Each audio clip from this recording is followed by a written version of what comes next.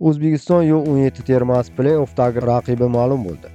Qatarda bo'lib o'tayotgan U17 yoshlar o'rtasidagi jahon chempionatida guruh bosqichi rasman yakunlandi. O'zbekiston o'smirlar terma jamoasi bu bosqichda muvaffaqiyatli ishtirok etib, 6 ochko to'pladi va G guruhida ikkinchi o'rinni egallab musobaqaning play-off bosqichiga yo'llanma oldi. Islombek Ismoilov boshchiligidagi yoshlar guruhda Panama va Paragvay ustidan ishonchli g'alabalar qozondi. Faqat Irlandiya bilan bo'lgan bahsda yo'qotilgan ochko ularni guruh yetakchiligidan bir pog'ona pastga tushirdi.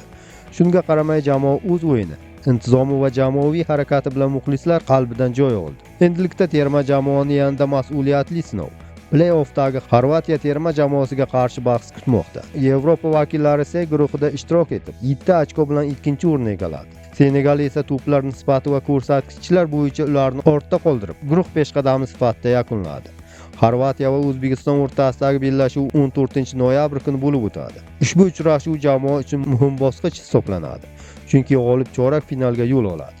Agar O'zbekiston bu bosqichda muvaffaqiyatli o'tsa, navbatdagi raqib Avstriya-Chexiya juftligi g'olibi bo'ladi. O'zbekiston o'smirlar terma jamoasi bugungacha o'z o'yini orqali maydonda kurashchanlik, ishtiyoq va ishonchni namoyon etdi. Islombek Ismoilov shogirdlari nafaqat natija, balki ruhiy jihatdan ham barqaror jamoa ekanini isbotlashmoqda.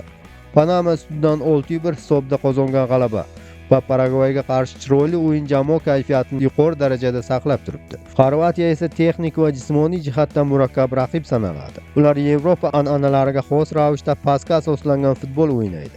Ammo tezkorlikda va jarima maydoni atrofidagi faol harakatda o'zbek futbolchilari ustunlikka erishishi mumkin.